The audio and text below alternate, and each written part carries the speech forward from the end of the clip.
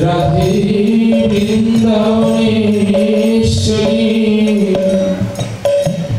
বিশ্বভানু সুতাং দেবী তন্নমামি হরি শ্রী গৌরাঙ্গ শ্রী নিত্যানন্দ শ্রী অদ্বৈত চন্দ্র গদাধর শ্রীবাসাদি গৌর ভক্তবৃন্দ শ্রী সনাতন ভট্ট রঘুনাথ শ্রী গোপাল ভট্ট দাস রঘুনাথ এই চরি গোস্বামী গরি চরণ বন্দন যাহা হইতে ভিন্ন অবিশ্ব এই জয় গোসাই প্রভু মোরে করদয়া আমি চরণে শরণ লীলাও বলোচন কৃষ্ণ বলে কাদ কৃষ্ণ বলে কাদ কৃষ্ণ বলে রাগতি কৃষ্ণ বলে রাগ নাম ভজ নাম চিন্তন করস নাম নিয়ে কলিকালে ধর্ম নাহিব যে নাম সেই কৃষ্ণ ভজ নিষ্ঠা করি নামের সমিতি আছে নাপনি শ্রী হরি বৃন্দাই তুলসী দেব প্রিয়ায় কেশব সচ কৃষ্ণ ভক্তি পদে দেবী সত্যব্রতে নমঃ বংশা কল্পতরুশ্চ কৃপা সিন্ধুভ্যো উদিতান পাবনেভ্যো বৈষ্ণবেভ্যো নমো জয় শ্রী কৃষ্ণ চৈতন্য প্রভু নিত্যানন্দ শ্রী অদ্বৈত গদাধর শ্রীবাসাদি গৌর ভক্তবৃন্দ হরে কৃষ্ণ কৃষ্ণ কৃষ্ণ হরে হরে হরে রাম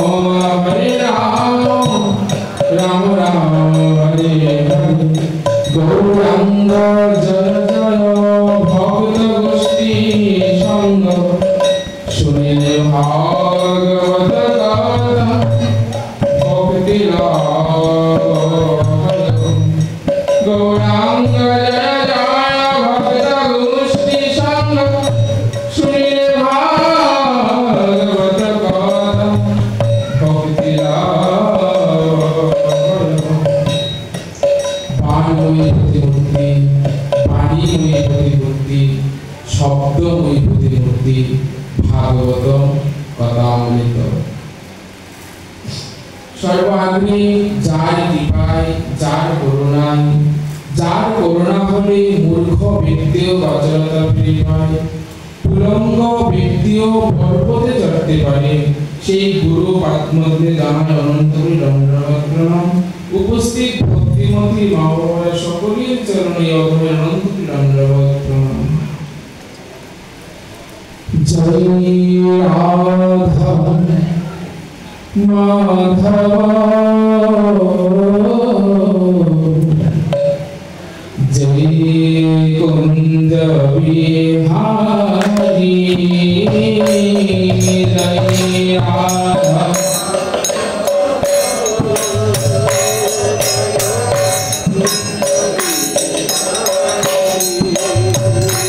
Jaya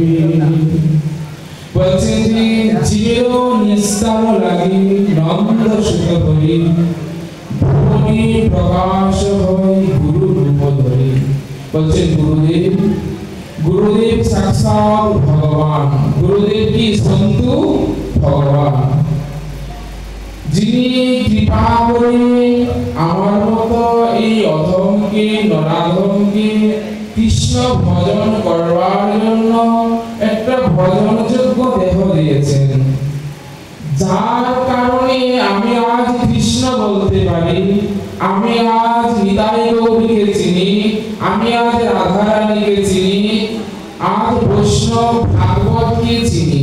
আগে চিন্তাম না। গুরুদেব কৃপা করে, উনি অহেতুক কৃপা করে আমাকে এই বৈষ্ণব ভাগবত কৃষ্ণ গৌর হৃদয় রাধারানী ওনাদের আমাকে চিনিয়ে দিয়েছে। আজ সেই গুরু পূর্ণিমা তিথিকে স্মরণ করে ভাগবতীয় সুধাযজ্ঞ, ভাগবতীয় কথামৃত, সেই ভাগবতীয় কথামৃতে আজকে দ্বিতীয় দিবস। ভাগবতীয় সুধাযজ্ঞের আজ দ্বিতীয় দিবস। তাই আপনাদের সম্মুখে এই অধমকে আজকে এই গুরু দায়িত্ব দেওয়া হয়েছে বলে আমি সেটা যোগ্য না। আপনাদের সম্মুখে সেই ভাগবতীয় কথা বলবার মতো যোগ্য আমার না, তবুও দুঃসাহস দেখিয়েছি। গুরু কৃপায়, গুরুদেব কৃপা করে এখানে বসার অনুমতি দিয়েছেন, সেজন্যই বসতে পেরেছি। গুরুদেব অনুমতি না দিলে বসতে পারতাম না। তাই আজ গুরু পূর্ণিমা তিথিতে যখন এই ভাগবতীয় কথা, সেই গুরুদেব সম্বন্ধে আমরা আজ আলোচ্য বিষয়। কিভাবে গুরু অনুগত্য হয়ে, গুরুদেবের অনুগত্যে থেকে শিষ্য ভজন করে ভগবানও ভক্তের দাস হয়ে যায়। যদি গুরুর অনুগত্যে শিষ্য ভজন করে তাহলে ভগবান ভক্তের দাস হয়ে যায়। তাই সেরকমই সেই ভারতে পশ্চিমবঙ্গের মেদিনীপুর, উড়িষ্যার ধারেন্দ্রা গ্রামে একজন ব্যক্তি ছিলেন কৃষ্ণ মণ্ডল। সেই কৃষ্ণ মণ্ডল তার 3টি সন্তান ছিল। সেই 3 সন্তান, তিনজন তারা যখন পিতা যখন এই বৃদ্ধ হয়েছে, তিনজন সন্তান আস্তে আস্তে তারা আলাদা হয়ে গিয়েছে, পিতার সংসার থেকে বিচ্যুত হয়ে গিয়েছে। এবার পিতা তো একা পড়ে গেলেন। পিতা মনে মনে চিন্তা করছেন, আজ যদি আমার একটা সন্তান থাকতো তাহলে ওই সন্তানটা মনে হয় আমাকে দেখতো। তাই একদিন সেই উড়িষ্যার জগন্নাথের রথ, সেই রথের সময় উনি ওনার স্ত্রী ধুলিকা দেবীকে বলছেন, ওই ধুলিকা, বড়ে তো কিছু ফলমূলাদি আছে, যাও এগুলো আমি রথে গিয়ে বিক্রি করে আসি আর জগন্নাথকেও দর্শন করে আসি। জগন্নাথকে গিয়ে বলবো এই বৃদ্ধ বয়সে যেন আমাদেরকে একটা সন্তান দেয়, যে সন্তান শেষে আমাকে দেখবে। এই বলে উনি সেই উড়িষ্যার পথে রওনা হলেন। উড়িষ্যার পথে রওনা হতে হতে যখন উড়িষ্যায় গিয়ে পৌঁছালেন, উড়িষ্যায় পৌঁছে যখন জগন্নাথ সম্মুখে বেরিয়েছেন, জগন্নাথকে দেখে বাহু প্রসারিত করে বলছেন, হে জগন্নাথ, হে জগতের নাথ, তুমি তো সবই জানো আমার এই দুঃখের সংসারের কথা, তুমি কৃপা করে আমাকে একটি সন্তান প্রদান করো, যে সন্তান শেষের দিনে আমাকে দেবে। সেই বলে জগন্নাথের কাছ থেকে চলে আসলো। জগন্নাথের কাছ থেকে আসার কিছুদিন পরে ওনার স্ত্রী গর্ভবতী। স্ত্রী যখন গর্ভবতী, স্ত্রীকে 10 মাস 10 দিন পর সুন্দর একটা সন্তান জন্ম নিলেন। সন্তান জন্ম নিলেন, গ্রামের প্রতিবেশীরা সকলে আসছেন সন্তানকে দেখতে, কিন্তু মা সন্তানকে সকলেই দেখতে আসছেন, কিন্তু সন্তান যখন জন্ম নিয়েছেন, জন্ম নেওয়ার পর থেকে সন্তানের কান্না আর থামছে না, অবিরত যেন কান্না করেই যাচ্ছে। তখন সেই পিতা বলছেন যে সন্তান তো কান্না করছে, তুমি একটু শান্ত করো সন্তানকে। বলছে সন্তানকে কি করে শান্ত করবো, বলে তো মধু নেই। সন্তানে মুখে যদি একটু মধু দেওয়া যায় তাহলেই তো সন্তানটা কান্না থামাবে, তা না হলে থামাবে না। তখন কি করেছেন, পিতা বলছেন যে দুঃখের সংসারে মধু কোথায় পাবো, এই দুঃখের সংসারে মধু জোগাড় হবে না, তাই তুমি ওকে আমার বলে দাও, আমি ওকে ওর দু কর্ণে মধু দিয়ে দেবো। বলছে কর্ণে মধু দিলে লোক বাঁচে মধু দিলে বাঁচে না, কিন্তু এমন এক মধু আছে যে মধু কর্ণে দিলে লোক আরো হাসে। সেই মধু দোকানে পাওয়া যায় না, কিন্তু দোকানে দেওয়া যায়। বলতে যখন সেই পিতা কৃষ্ণমণ্ডল সন্তানকে তুলে নিলেন, সন্তানকে তুলে নিয়ে উনি সন্তানের দু কর্ণে মধু মাখা হরিনাম দিয়ে দিলেন। যখন সন্তানের দু কর্ণে মধু মাখা হরিনাম দিয়ে দিলেন, সন্তানের যেন কান্নার ড্রপ কোথায় চলে গেল, তার চাঁদ বদনে হাসি এলো। বলি হরিনাম শুনে শিশু হাসে হরিনাম। সন্তান হাসছে, ওর কান্নার ড্রপ কোথাও যেন উধাও হয়ে গেছে। এইদিকে দেখতে দেখতে সন্তান বড় হচ্ছে, 5ম বৎসর বয়স হলো। পিতা কৃষ্ণমণ্ডল সারাদিন কৃষিকাজ করে, কৃষিকাজ করার পর সন্ধ্যার সময় এসে সেই সন্ধ্যা প্রদীপ জ্বালিয়ে গুরু মন্ত্র যে দিয়েছেন সেটা জপ করে চৈতন্য চরিতামৃত পাঠ করে। বাবা ভারতের মেদিনীপুরে এই একটা বিশেষ একটা আকর্ষণ ওই দুই গ্রামে, যে তারা সবার ঘরে ঘরে তুমি একটা করে চৈতন্য চরিতামৃত পাবে, সবার ঘরে ঘরে চৈতন্য চরিতামৃত পাওয়া যায়। তা ওনারা কি করছে, যে চৈতন্য চরিতামৃত প্রতিদিন পাঠ করে। তাই মা ওখানে যে কৃষ্ণমণ্ডল যে গুরুর কাছ থেকে বীজ নিয়ে সেটাকে জপ করছে, আমরা তো অনেকেই গুরুদেবের কাছ থেকে দীক্ষিত হয়েছে, আমরা কি জপ করি, গুরু মন্ত্র জপ করি? বলছে আমি একজন মাকে জিজ্ঞাসা করেছিলাম, মা গুরুদেব যে মন্ত্র দিয়েছেন জপ করো ঠিক মতো? বলে বাবা গুরুদেব কি দিয়েছে কিছুই মনে নেই। বলে গুরুদেব যে কি দিয়েছে কিছুই মনে নেই। বলছে তাহলে দীক্ষা নিয়েছিল, গুরুদেব তাকে দিয়েছে উদ্ধার করবে না। গুরুদেব বীজ দিয়েছেন সেটাকে তোমাকে জপ করতে হবে, স্মরণ করতে হবে। গুরুদেবের বীজ যদি জপ না করো, স্মরণ না করো, তাহলে সেখান থেকে বীজ অঙ্কুরিত হবে না। বলছে বাবা একটা জায়গায় একটা বীজ লাগালে আগে সেই জমিটাকে তো তৈরি করতে হবে, আগে সেই জমিটাকে একটা ফসলের যোগ্য করে নিতে হবে। সেই ফসলের যোগ্য হলে জমিটা সেখানে একটা বীজ বপন করো, বীজ বপন করার পর গাছ অঙ্কুরিত হবে। তারপর সেখানে কি করতে হবে, একটা চারদিকে একটা বেড়া দিতে হবে। কারণ কেন, যেন ছাগলে গরুয়ে যেন না খেয়ে নেয়, তাই তো?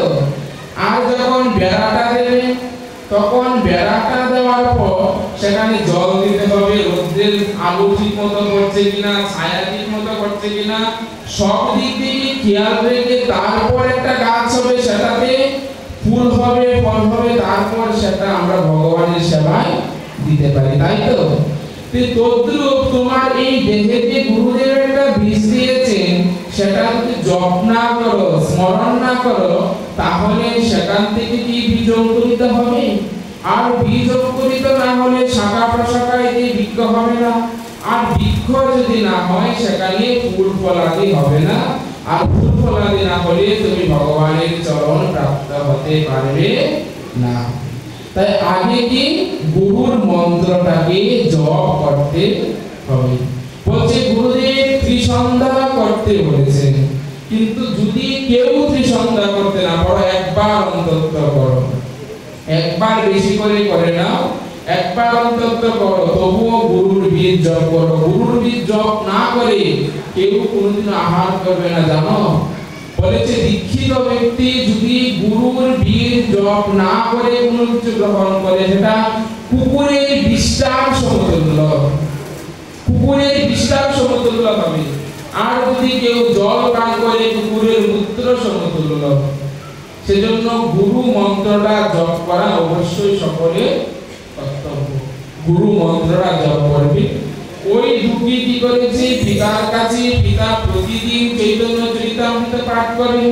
তাই পিতা একদিন পাঠ করছে যে এই জগতে আমাদের কৃষ্ণ ব্যতীত অন্য কোনো বান্ধব নেই, গৌর ব্যতীত অন্য কোনো বান্ধব নেই।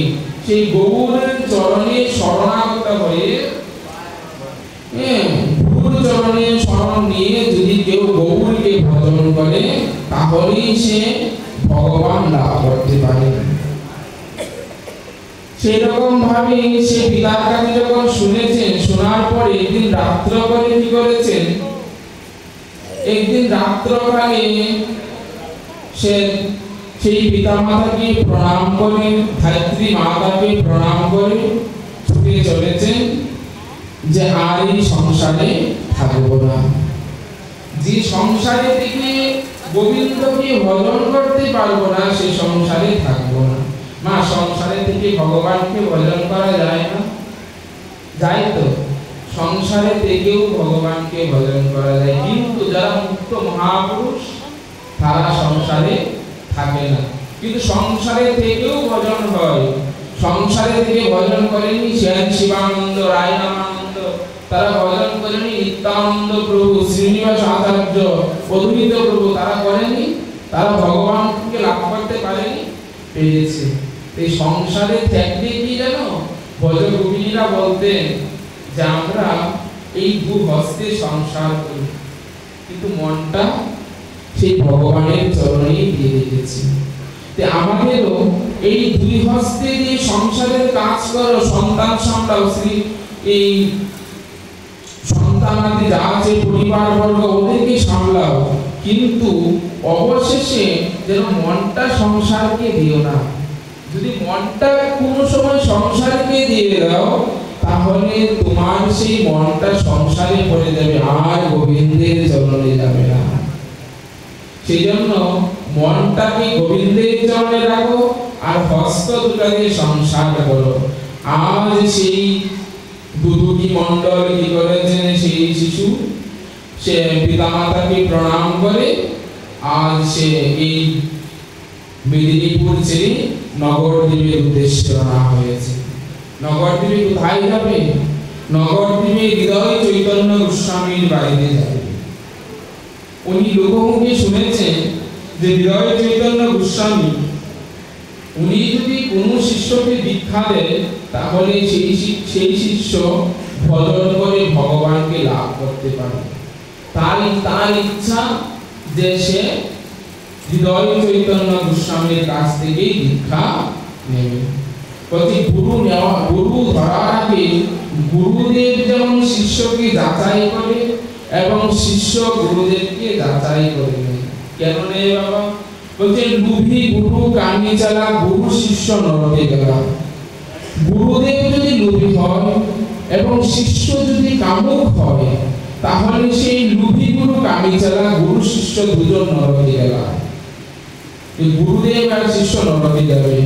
বলছে আমাদের জগতে এরকম অনেক গুরুদেব আছে। একটা কথা মনে পড়ে গেল, এক গুরুদেব একবারে শিষ্যের বাড়িতে গিয়েছে। যখন শিষ্যের বাড়িতে গিয়েছেন, শিষ্য তখন ওই দিন শিষ্য তো জানে না যে গুরুদেব আসবে। উনি কি করেছে, বাজার থেকে বড় দেখে একটা রুই মাছ নিয়ে এসেছেন। যখন রুই মাছ নিয়ে এসেছেন, মাছটা আনার পর উনি বাড়ির উঠানে রাখতেই গুরুদেব চলে এসেছে। হঠাৎ করে দৌড় করে সেটাকে ঢেকে দিলেন। ঢেকে দিলেন। গুরুদেব এসে বলছে, ওই কি রাখছিস কি রাখছিস? ওই গুরুদেব, আমরা তো জানি না যে আজকে আপনি আসবেন, আমি ভুল করে একটা মাছ নিয়ে এসেছি, আপনার মেয়ে সব ধরে ধরে দিয়ে আপনাকে দেবে, আপনি রন্ধন করে সেবা করবেন। বলছেন যে আরে বেটা, ওই ওই মাছটাই নিয়েছিস তো ভালো হয়েছে, ওটাই সেবা করবে। বলছেন যে গুরুদেব, আমাদের শাস্ত্রে কি মাছ খাওয়া যায়? বলছে খাওয়া যায় না, অনেক খাওয়া যায়। বলছে তাহলে কোথায় আছে খাওয়া যায়? বলছো বেদে লেখা আছে, বেদে সব লেখা আছে। বলে আমরা তো জানি না বেদে লেখা আছে, আমাদের কৃপা করে বলতেন। বলেন জানিস না, ওসব বেদে সংস্কৃত ভাষায় করা ওসব বুঝবি না, তোদেরকে বললে বুঝবে। বলে গুরুদেব সহজ করে বলুন তাহলেই বুঝবো। এবার গুরুদেব বলছে, রুহিতস্য কাতরস্য মৎস্য রাজ ইলিশ জৈব কই মাগুর চিতলস্য ছয় মৎস্য নিরামিষ। গুরুদেব বলছে রুই মাছ, কাতল মাছ, চিতল মাছ, কই মাগুর এবং ইলিশ মাছ, এই 6টা মাছ নিরামিষ। এই ওই 6টা মাছ সবাই খেতে পারবে। এবার শিষ্য বলছেন যে গুরুদেব, আমরা তো গরিব মানুষ, এইরকম এই এত বড় বড় মাছ কি করে আনবো, কি করে খাবো?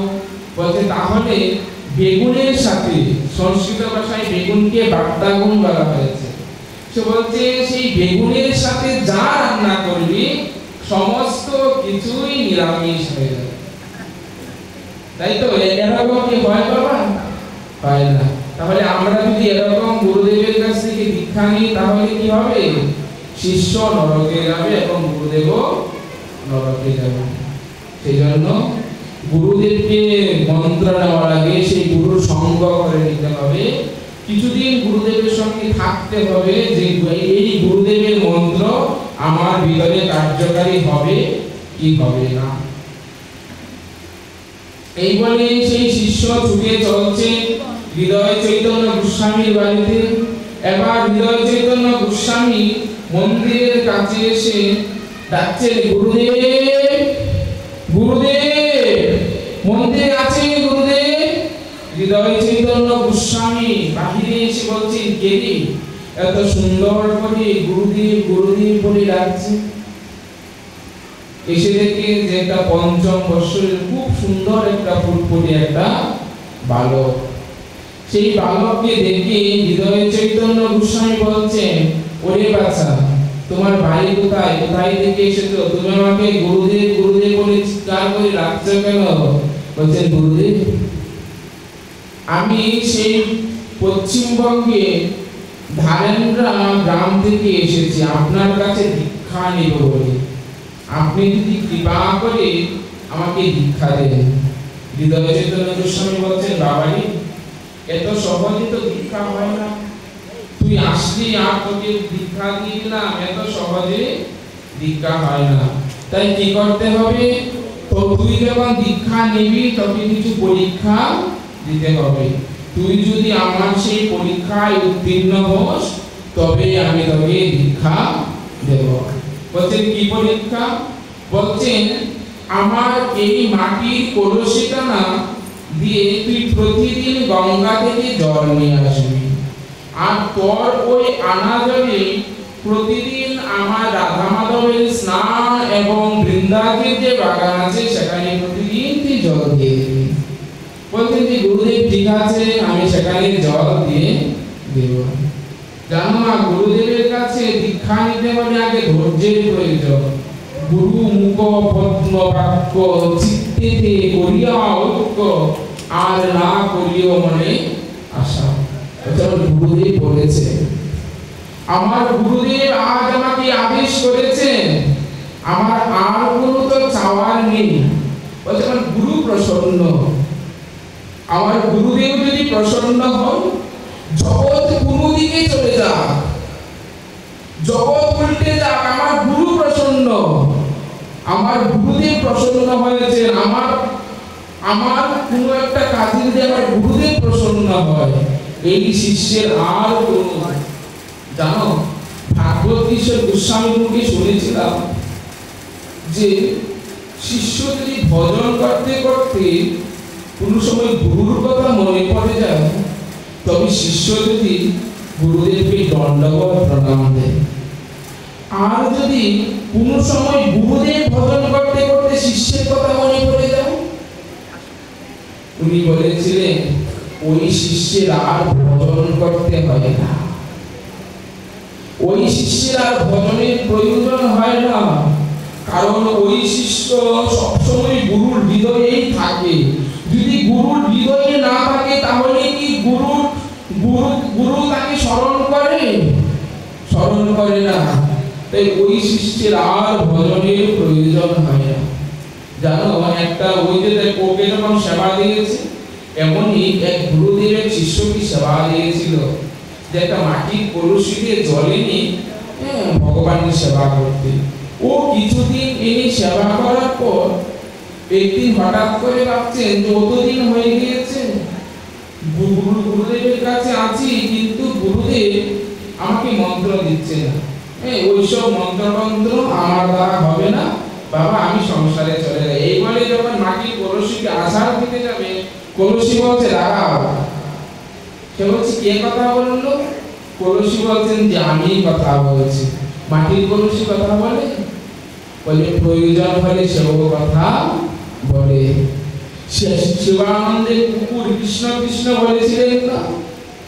মহাপ্রভু যখন বৃন্দাবনে গিয়েছিলেন, সেই ঝাড়খণ্ডের পথে পথে সেই ভাগ কৃষ্ণ নাম বলেছিলেন। ভাগকে দেখে বনের সকল পশুরা কৃষ্ণ নাম বলেছিলেন। আর সেই কলসি কথা বলছেন, কলসি বলছেন দাঁড়াও, তোমার ধৈর্য নেই, তুমি চলে যাও। পিতা আমাকে কষ্ট দিচ্ছ কেন? আমার তো ধৈর্য আছে। জানো, আমি কিন্তু প্রথমে কলসি ছিলাম না, আমি প্রথমে একটা খেতে একটা মাটি ছিলাম। এক কুমোর বাড়ির দয়া হয়েছে, সেই দয়া দেখে উনি আমাকে সেখান থেকে নিয়ে আসলেন। নিয়ে এসে আমাকে উনি জল দিয়ে পাড়াতে লাগলেন। আমি মনে মনে ভাবলাম, ওই কুমোর বেটার মনে কোনো দয়া মায়া নেই, আমাকে কি করে আঘাত করছে। কিন্তু পরে বুঝলাম যে ও আমাকে আঘাত করেছে আমার ভিতরে যে নুড়ি পাথরগুলো ছিল, ঘাসগুলো ছিল, সেগুলোকে আলাদা করার জন্য। সেগুলোকে আলাদা করে আমাকে নরম করে দিয়েছিল, আমাকে মোলায়েম করে দিয়েছিল। জানো, আমি তখন মনে মনে ভেবেছিলাম যে আমার মনে হয় কষ্ট এবার বুঝে গিয়েছে, এবার মনে হয় আমার আনন্দের সময় এসেছে। কিন্তু জানো, ওই কুমোর বেটা কি করলো, ওর একটা ভুল একটা চাকার উপর আমাকে রেখে এরকম ভাবে ঘোরাতে লাগলো। আমি দেখছি যে পৃথিবীটা ঘুরছে, কিন্তু হঠাৎ করে উনি ওনার দুই হাত দিয়ে, ওই কুমোরের হাতে কি জাদু, দুই হাত দিয়ে আমাকে সুন্দর একটা কলসির রূপ দিল। সেই কলসির রূপ দেওয়ার পর আমাকে রোদে দিয়ে আসলো। এই ফাঁকা দুপুরে সেই রোদে আমাকে শুকুতে দিয়ে আসলো। আর কুমোর বেটা ঘরে বসে বাতাস খাচ্ছে। আমাকে সেখান থেকে আগুনে দিয়ে দিল। আমি তখন আগুনে লাল টুকটুকু হয়ে গেলাম। তখন সেখান থেকে আমাকে নিয়ে আসলো। নিয়ে যখন কুমোর আমাকে মাথায় তুললো না বাজারে নিয়ে আসার জন্য, আমি মনে মনে ভাবলাম যে আজ আমার সম্মান বেড়ে গিয়েছে। কারণ যে গতদিন যে কুমোর আমার উপর অত্যাচার করেছেন, আজ আমি সেই কুমোরের মাথায় উঠে পড়েছি। কুমোর যখন আমাকে নিয়ে আসলো, নিয়ে আসার পর বাজারে যখন আনলো, বাজারে আনার পর বাজারে অনেকেই আমাকে দেখলো, কিন্তু কারো আমাকে পছন্দ হলো না।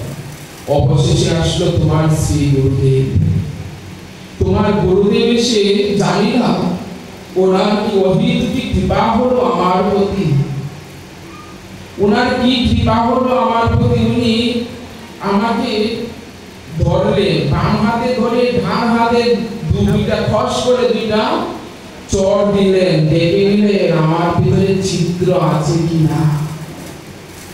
তারপর আমার সেই কুমোর ভাইয়ের কাছ থেকে দরদাম করে আমাকে নিয়ে আসলেন, এনে আমাকে এই গোবিন্দের সেবায় লাগালেন।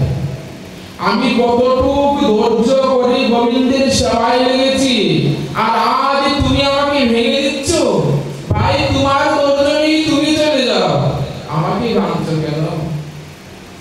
আমাকে কৃষ্ণ সেবা থেকে বিচ্ছিন্ন করছো কেন? বলছি এরকম দৃঢ় সংকল্প থাকতে হবে।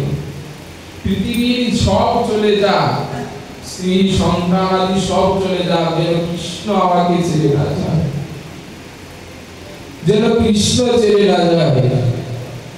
বলছি কৃষ্ণ যদি ছেড়ে চলে যায়, তাহলে এই জীবন রেখে আর রেখে কোনো লাভ নেই। বলছি এই জীবনটাই তো নিয়েছি কৃষ্ণ সেবার জন্য, জীবনটা উৎসর্গ করিয়ে নিয়েছি কৃষ্ণ সেবার জন্য। যেদিন না দীক্ষা নিয়েছ, সেদিন দীক্ষাকালে শিষ্য করে আত্মসমর্পণ, সেই কালে কৃষ্ণ তারে করে আত্মসম দেহ হয় চিদানন্দময়, আর চিদানন্দময় দেহে সবাই কৃষ্ণ রয়।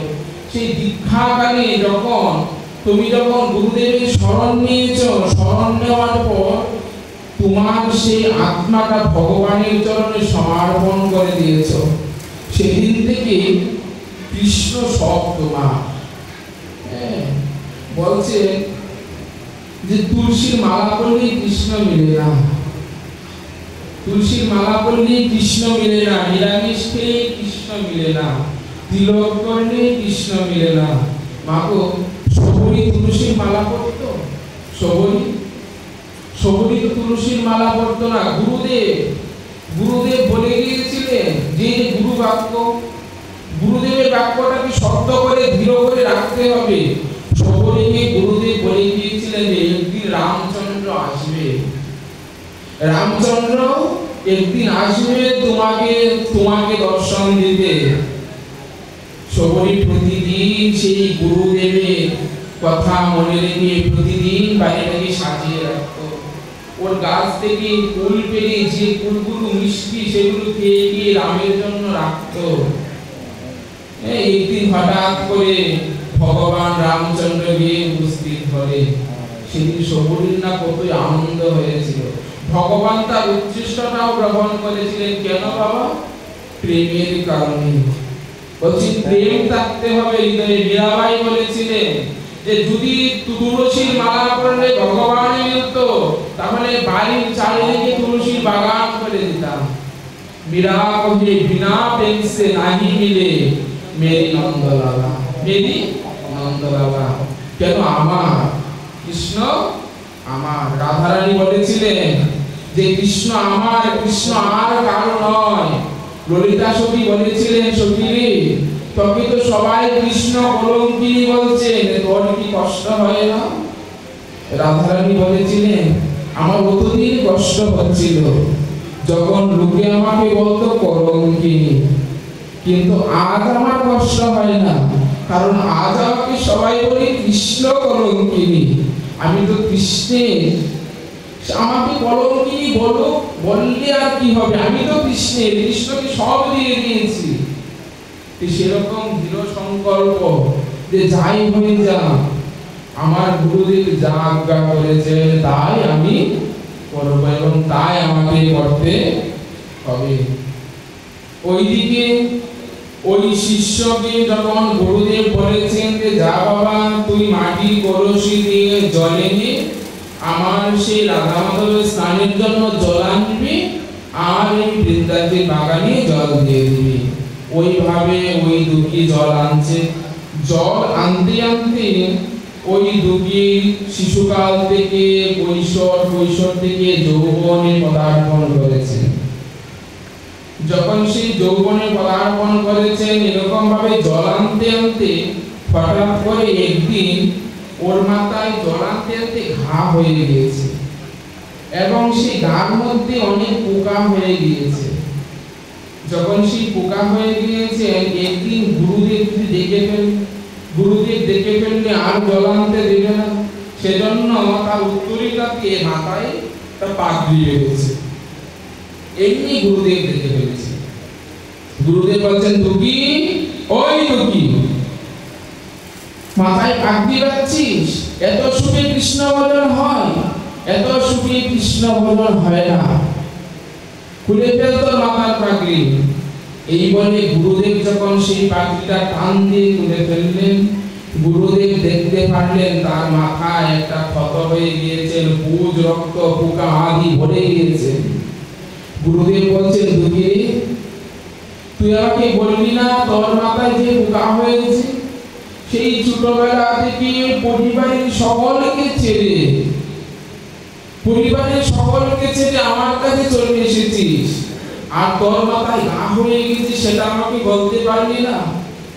তুই বলছেন, ওগো গুরুদেব,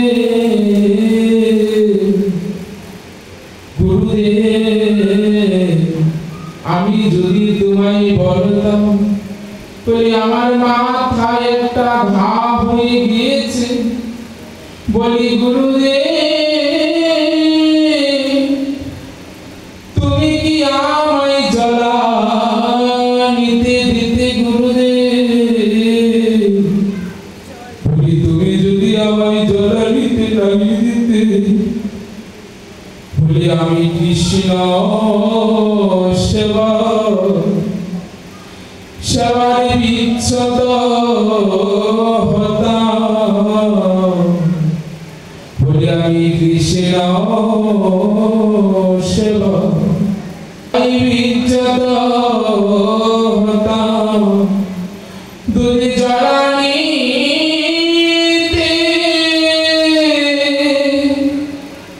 বলি জ্বালানিতে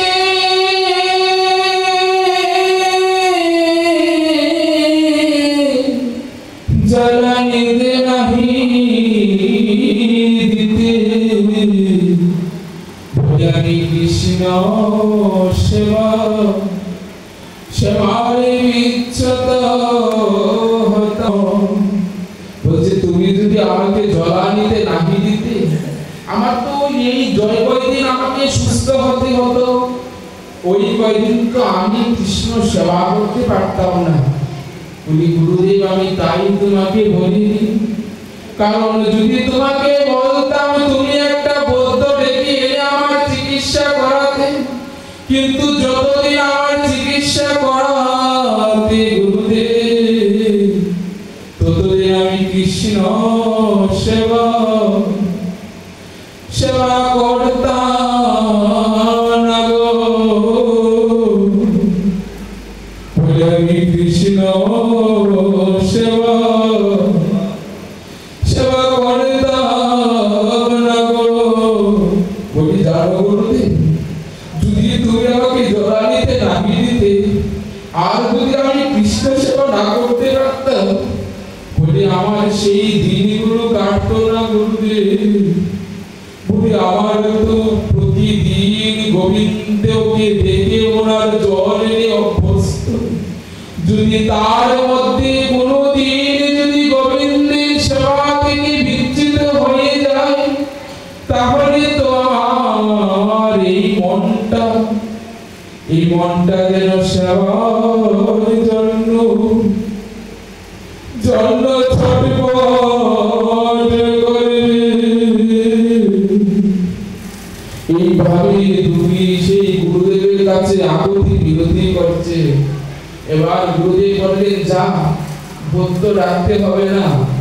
গুরুদেব তার মাথায় যখন হাত দিলেন, সঙ্গে সঙ্গে তার ঘা ছেড়ে গেলেন, তার সম্পূর্ণ সুস্থ হয়ে গেলেন।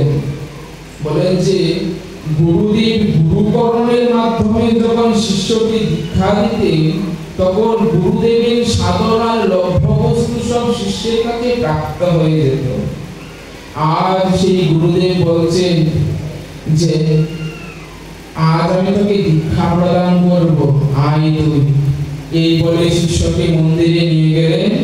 মন্দিরে নিয়ে যাওয়ার পর তাকে গুরুদেব দীক্ষা প্রদান করলেন। গুরুদেব যখন সেই শিষ্যকে দীক্ষা প্রদান করলেন, দীক্ষা প্রদান করার পর সেই শিষ্য গুরুর অনুগত্যে ভজন করতে শুরু করলেন। ভজন করতে করতে গুরুদেব একদিন চিন্তা করলেন, দেখলেন যে ওই শিষ্যের দ্বারা আরো উচ্চ মার্গের ভজন করবার শক্তি রাখে। তাই গুরুদেব কি করলেন, বললেন যে তুই জীব গোস্বামীর কাছে চলে যা। এবার তুই বৃন্দাবনে জীব গোস্বামীর কাছে গিয়ে ভজন শুরু কর। এবার শিষ্যকে গুরুদেব সেখান থেকে বিদায় দিয়ে দিলেন। শিষ্য এবার বৃন্দাবনে চলে আসলেন জীব গোস্বামীর কাছে। বলে বৃন্দাবনে যখন যাবে, যেতে যেতে বৃন্দাবনে গেলে মা কি হয়, বৃন্দাবনের ব্রজেশ্বরী কে? রাধারানী। তাই আমরা সেই রাধারানীর ভজন করতে করতে আমরাও বৃন্দাবনে চলে যাব। এবার আমরা কোথায় বসে আছি? নগরদ্বীপে। এবার যাবো কোথায়? বৃন্দাবনে।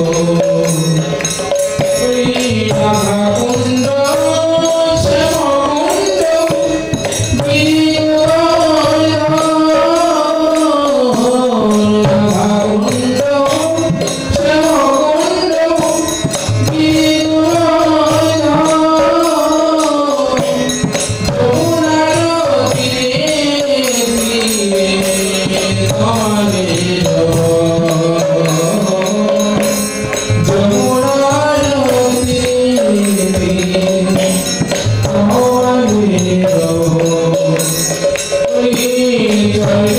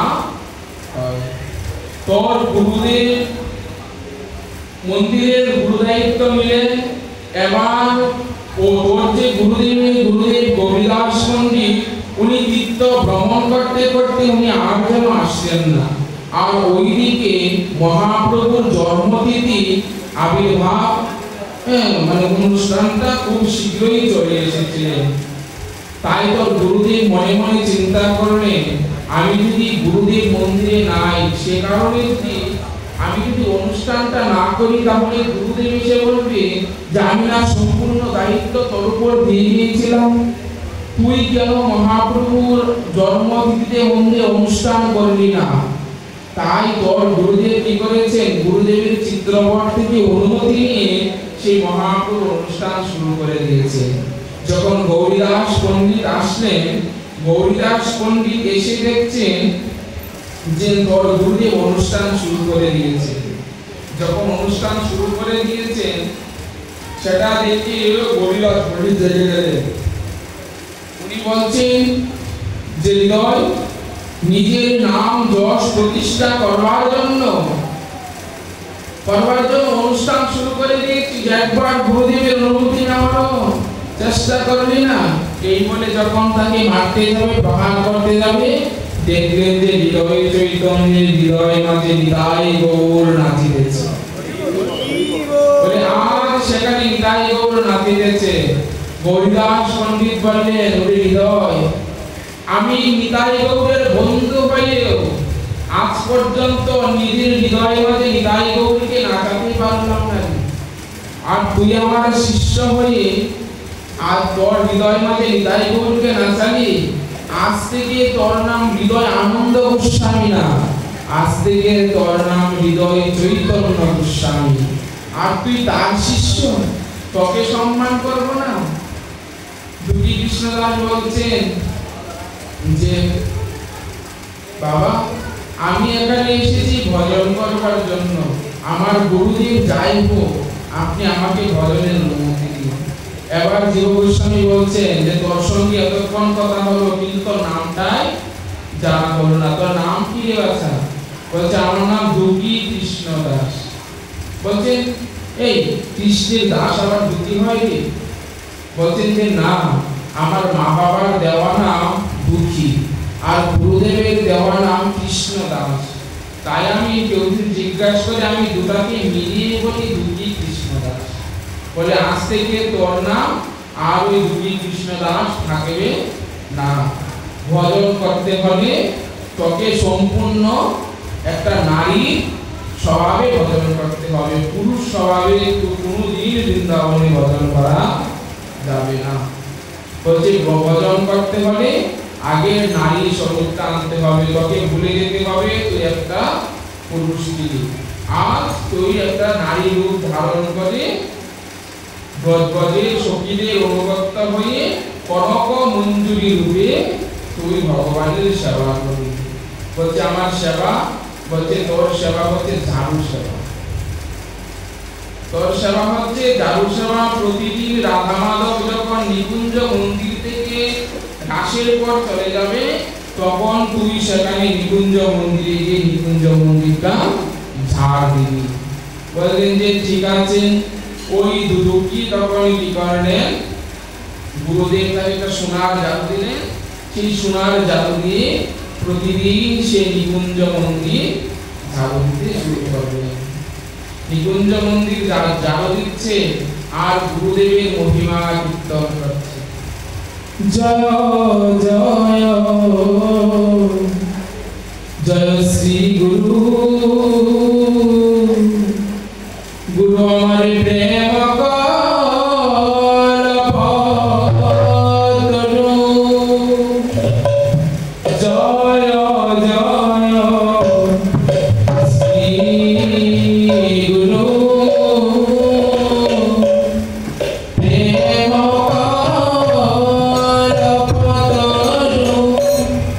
অদ্ভুত জাগো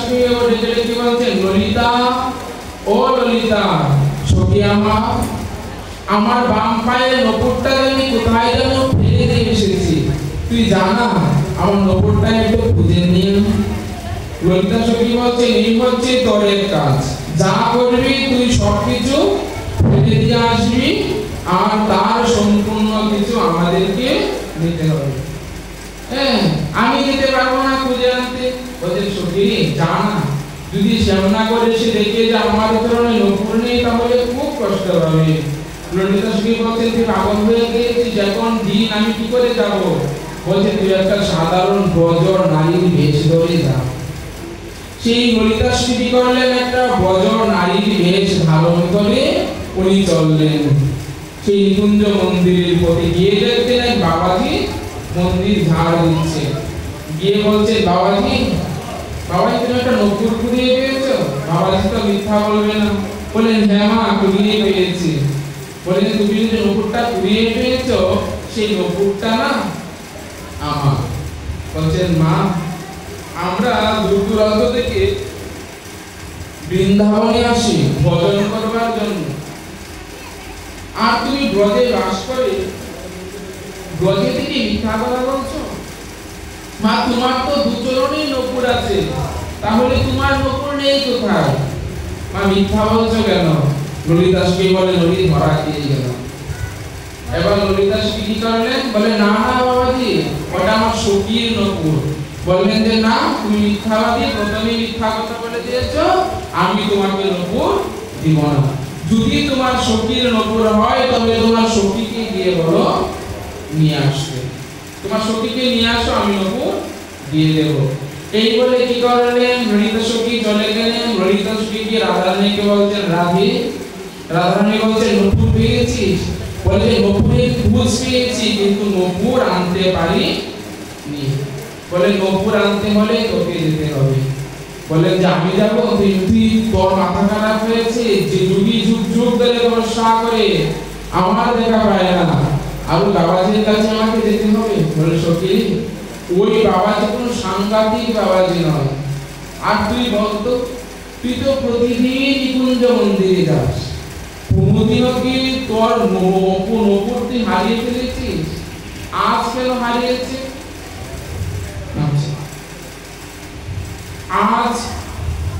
আজ কেন তোর নপুরটা হারিয়ে ফেলেছে? কারণ তুই কি কৃপা করবি বিধায় ওই নপুরটা তোর এখানে হারিয়ে ফেলেছিস। তুই চল আমার সঙ্গে ওইদিকে তাড়াতাড়ি, তুইও তাড়াতাড়ি আয়। তাড়াতাড়ি যখন রাধারানী আসলে এসে দেখেন সেই বাবাজি ঝাড়ু দিচ্ছেন। বাবাজিকে বলছেন বাবাজি তুমি একটা নপুর কুড়িয়ে পেয়েছো?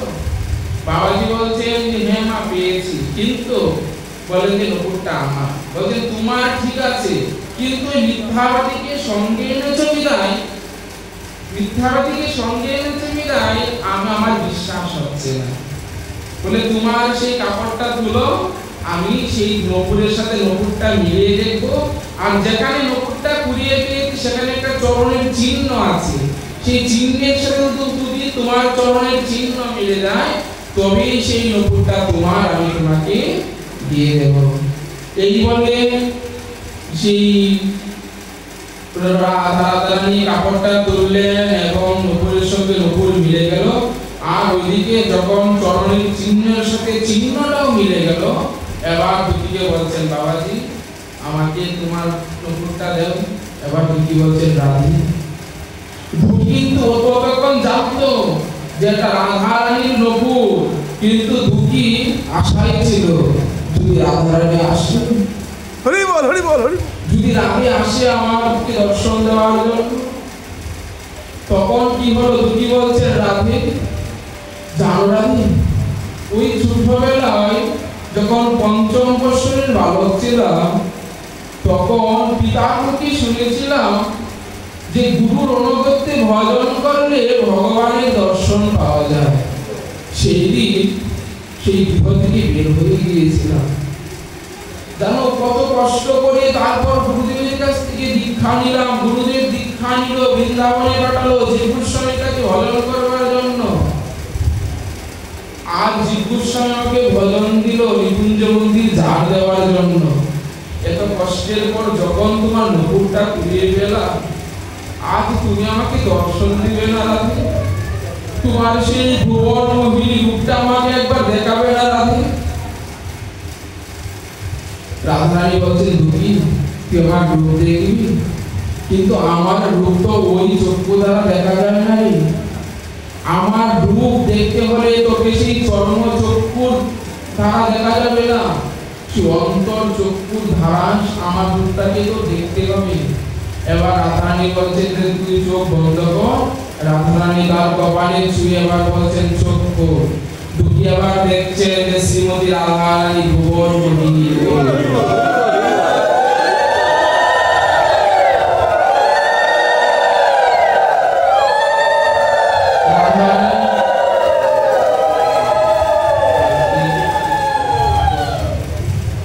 সেই রাধারানী কি করছেন, সেই রাধারানী রূপটা যখন দেখাচ্ছেন, গুরু কি বলছেন, রাধারানী বলছেন শ্যামানন্দ তুমি তো অনেক কীর্তন জানো, আমার রূপটা বর্ণনা করো। এবার কীর্তন করে রূপটাকে বর্ণনা করে দিলেন। এবার যখন রাধারানীকে নপুরটা দিয়ে দেবেন, রাধারানী ললিতা সখীর হাতটা ধরে ফেললেন, ধরে পড়লে ধরে উঠা রাধার নপুর পেয়েছিস, সেটা রাধার চরণে পড়িয়ে দে। বলে আমি শাস্ত্রে পড়েছি যে রাধারানীর চরণ পড়াতে গেলে সোনার বেদি লাগে, আমি সোনার বেদি কোথায় পাবো? বলে আমি সোনার বেদি কোথায় পাবো? রাধে গো ও রাধে বলি রাধে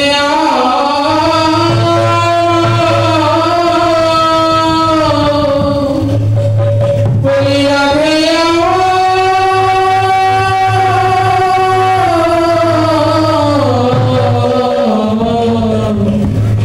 রাধে গো বলে আমি সোনার বেদি বেদি কোথায় পাবো?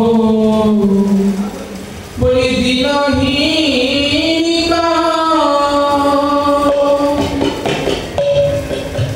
কালো কালো আমি রাধে সোনার বেদি কোথায় পাবো? তুমি আমার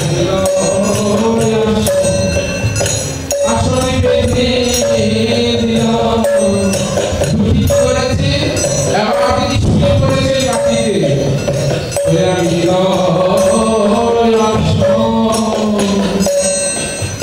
বেঁধে দিলাম বলে আমার হৃদয়েতে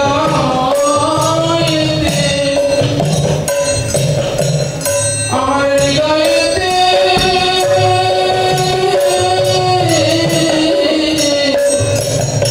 আমার হৃদয়েতে এবারে তোমার চরণ খালি রাখো রাধে বলে